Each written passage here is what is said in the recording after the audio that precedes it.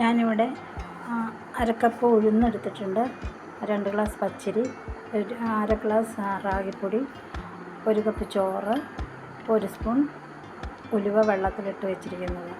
അപ്പോൾ ഞാനിത് 2 മണിക്കൂർ ഉഴുന്നും അരിയും കൂടെ വെള്ളത്തിലിട്ട് കഴുകി വാരി എടുത്തതാണ്. ഇനി ഇത് നമുക്കിതൊന്ന് നന്നായിട്ട് അരച്ചെടുക്കണം. റാഗിപ്പൊടി നമുക്കൊരല്പം വെള്ളം ഒഴിച്ച് കലക്കിയതിന് ശേഷം അരിയുടെ കൂടെ ഇട്ട് അരച്ചെടുക്കാം. ഇപ്പോൾ റാഗിപ്പൊടിയൊക്കെ മാർക്കറ്റിലൊക്കെ എപ്പോഴും കിട്ടുന്ന സാധനങ്ങളാണ് കേട്ടോ. മുഴുവനുള്ള റാഗി നമുക്ക് കിട്ടിയില്ലെങ്കിൽ ഇതുപോലെയുള്ള ഫ്രഷ് ആയിട്ടുള്ള റാഗിപ്പൊടിയൊക്കെ തന്നെ നമുക്ക് കിട്ടും. ഇത് ക്വാളിറ്റി അനുസരിച്ച് നമുക്ക് വാങ്ങിച്ച് വെച്ചാൽ മതി. ഇനി അരി അരിക്കാൻ ആവശ്യമായ കുറച്ച് വെള്ളം കൂടി നമുക്കിതിലേക്ക് ഒഴിച്ച് നല്ലതുപോലെ അരച്ചെടുക്കണം. അപ്പം ഞാൻ നേരത്തെ കുറച്ച് അരി അരച്ച് വെച്ചിട്ടുണ്ടായിരുന്നു. ഇനി നമുക്കിതുകൂടി നമുക്ക് ചേർത്ത് കൊടുക്കാം.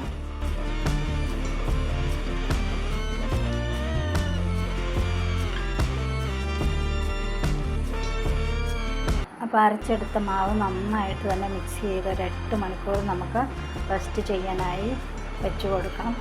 ഇത് മാവ് അരയ്ക്കുമ്പോൾ നമ്മൾ മിക്സി ചൂടാകാതെ നോക്കണം. മിക്സി ചൂടായി കഴിഞ്ഞാൽ നമ്മൾ ദോശ ചുട്ടെടുക്കുമ്പോൾ സോഫ്റ്റ്നെസ് ഉണ്ടാവില്ല.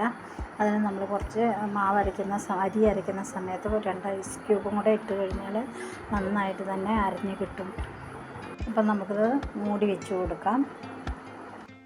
അപ്പോൾ തലേദിവസം രാത്രി നമ്മൾ അരച്ച് വെച്ചിരിക്കുന്ന റാഗിപ്പൊടി ചേർത്ത ദോശമാവ് എങ്ങനെയുണ്ടെന്ന് നോക്കാം.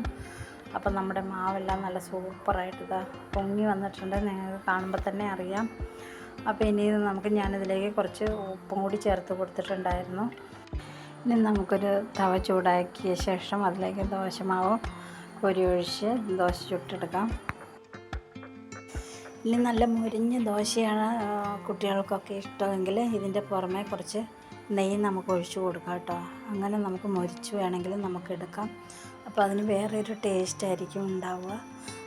അങ്ങനെ വേണമെങ്കിലും നമുക്ക് ഈ റാഗി ചേർത്ത് ദോശ ഉണ്ടാക്കിയെടുക്കാം. ഇനി നമുക്ക് ഈ ദോശയൊന്ന് മറിച്ചിട്ട് കൊടുക്കാം.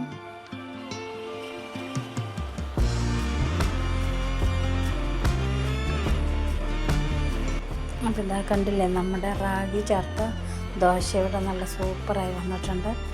നല്ല ടേസ്റ്റാണ് കേട്ടോ. അപ്പോൾ ഇതെല്ലാവരും നിങ്ങളിതുപോലെ തയ്യാറാക്കി നോക്കുക. ആദ്യമായിട്ട് കാണുന്നവരാണെങ്കിൽ സബ്സ്ക്രൈബ് കൂടി ചെയ്യാൻ മറക്കരുത്. അപ്പോൾ റാഗി ചേർത്തിട്ടുള്ള നമ്മുടെ ദോശ ഇവിടെ തയ്യാറായിട്ടുണ്ട്. എല്ലാവരും ഇതുപോലെ തയ്യാറാക്കി നോക്കുക. വളരെയധികം നല്ല ടേസ്റ്റുള്ളൊരു ദോശയാണ്, ഹെൽത്തിയായ ഒരു റെസിപ്പിയാണത്. അപ്പോൾ അതൊക്കെ പിടിക്കുമ്പോൾ തന്നെ അറിയാമല്ലോ അതിൻ്റെ സോഫ്റ്റ്നെസ് എത്രയുണ്ട് എന്നുള്ളത്. അപ്പോൾ എല്ലാവരും തയ്യാറാക്കി നോക്കി അഭിപ്രായം അറിയിക്കുക. അതിൻ്റെ കൂടെ സാമ്പാറിനേക്കാൾ ഏറ്റവും നല്ല ഇതുപോലുള്ള തേങ്ങാ ചമ്മന്തിയാണ് കേട്ടോ. ഇതുപോലുള്ള ചട്നികളാണ് ഇതിന് ഏറ്റവും നല്ല ടേസ്റ്റായത്. പിന്നെ മുളക് ചമ്മന്തി ഏറ്റവും സൂപ്പറാണ്. അപ്പോൾ ഇതുപോലെ എല്ലാവരും തയ്യാറാക്കി നോക്കി അഭിപ്രായം അറിയിക്കാൻ മറക്കരുത്. ലൈക്കും കമൻറ്റും ഒക്കെ ചെയ്യാൻ മറക്കരുത്.